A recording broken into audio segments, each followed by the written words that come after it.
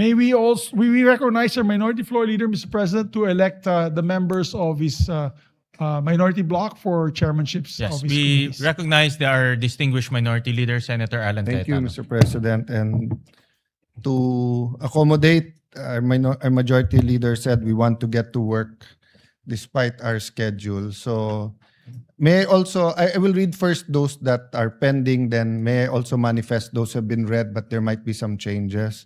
So for the Committee on Public Works, Senator Mark Villar. For the Committee on, for the Committee on Public Works. For the Committee on Cooperatives, Senator Marcos. For the Committee on Culture and Arts, Senator Legarda. For the Committee on Public Information, Senator Padilla. For the Committee on Sustainable Development Goals, Innovation and Futures Thinking, Senator Pia Cayetano. For the Committee on Tourism, Senator Marcoleta, who is celebrating his birthday today. For the Committee on Civil Service, Government Reorganization and Professional Regulation, Senator Legarda. For the Committee on Cultural Communities and Muslim Affairs, Senator Padilla.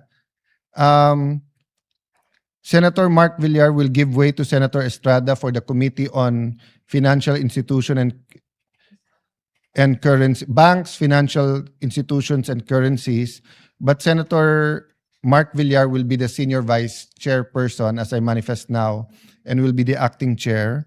Then the Committee on Government, Corporation, and Public Enterprise, Senator Camille Villar. Committee on Sports, Senator Go. Committee on Sports, on Youth, Senator Go. Unless the majority leader has any comment, I'll ask for a which one? Can I ask for a minute suspension? Session Which one? suspended. Sir President, to make the correction, so Senator Mark Villar will continue to be chairman of the Committee on Banks, Financial Institution, and Currency. Then I withdraw the nomination of Senator Jinggoy for the Committee on Public Works. But we're asking the majority leader for possible committees for Senator Estrada. And maybe we can discuss it on Monday. Yes, yes. Yes. If there's no objections, maybe it can be an omnibus motion Yes. to elect the following to the All right. said Is there any chairmanship. objection? Hearing none, the motion of the the minority leader is hereby approved, subject to the changes he mentioned. And for the deputy minority leader, Senator Amy Marcos. Is there any objection? Hearing none, Senator Amy Marcos. So for is- the record, we are not anti-Marcos because we're electing Amy as the deputy minority leader. Senator Amy Marcos is elected as the deputy minority leader.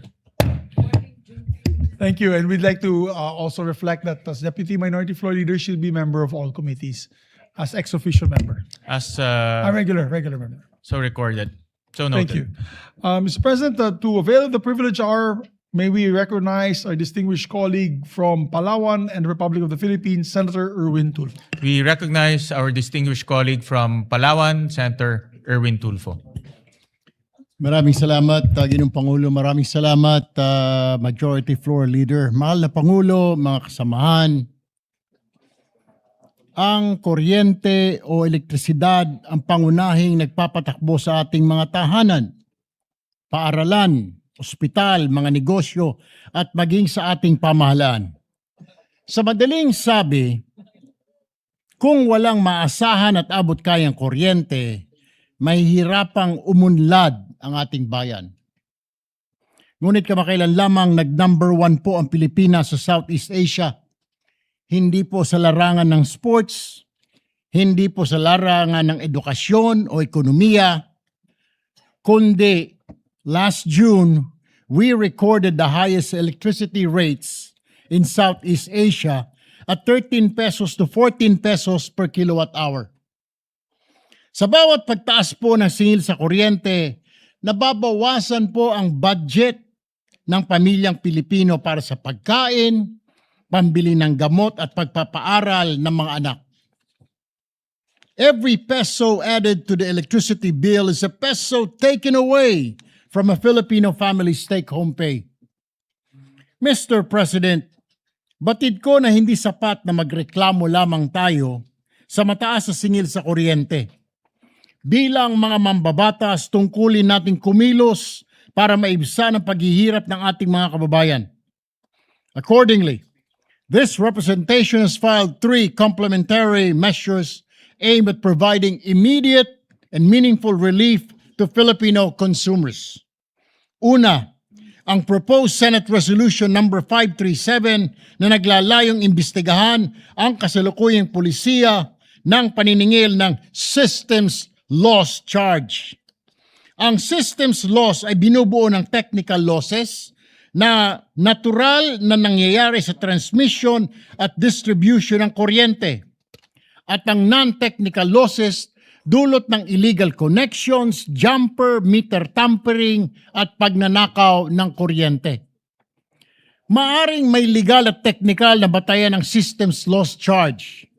Ngunit isang bagay ang malinaw, Ginoong Pangulo. Hindi naman po kasalanan ng ordinaryong mamayan ang pagkawala ng kuryente sa linya. Bakit po siya ang magbabayad nito? Ikalawa, ang Senate Bill number 2340 na nag-exempt sa systems loss charge mula sa 12% value-added tax o VAT para sa residential consumer. Sa ating kasalukuyang sistema, may systems loss na, may VAT pa na binabayaran tayo.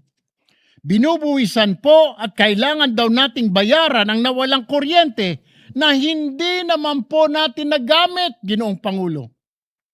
Dobleng pasanin sa ating mga kababayan.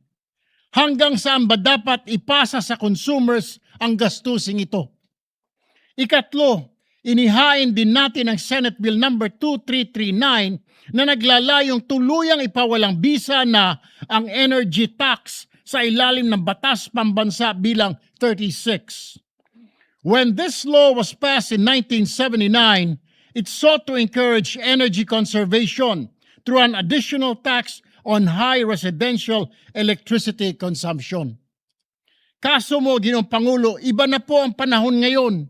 Hindi na po luho ang kuryente, kundi pangunahing pangangailangan para sa pag-aaral, paghahanap buhay, komunikasyon, pangangalagang pangkalusugan at sa simpleng pamumuhay na may dangal at dignidad ng bawat pamilyang Pilipino.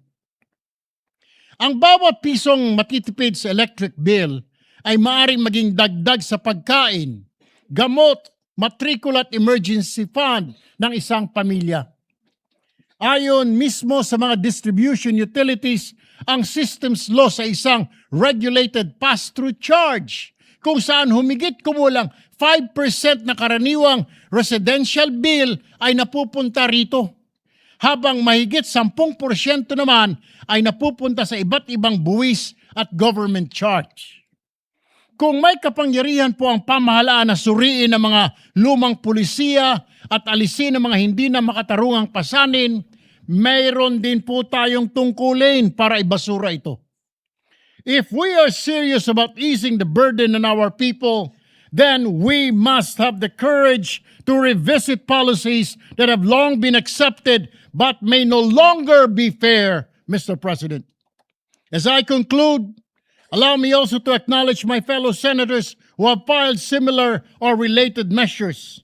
Senator J.B. Ejercito, Senator Kiko Pangilinan, Senator Risa Ontiveros, Senator Lito Lapid, Senator Chis Escudero, Senator Bam Aquino, and Senator Amy Marcos, Senator Rodante Marcoleta, and Senate President Gatchalian. I therefore call on this chamber, both the majority and the minority, to join me, Mr. President, in supporting these measures and in working together toward an energy sector that is efficient, transparent, competitive, and above all, fair to the Filipino people. Maraming salamat po, Ginoong Pangulo. Maraming salamat, Senator Erwin. And it's really about time to revisit the IPIRA bill after many years. At tama ho kayo na kailangan ho natin pag-aralan ulit itong mga ipinapasang charges sa ating mga consumers. Lalo na ngayon na napakataas po ang binibayad po ng ating mga consumers. The highest in ASEAN. So maraming salamat. The sooner we can get this hearing going, the better for our consumers.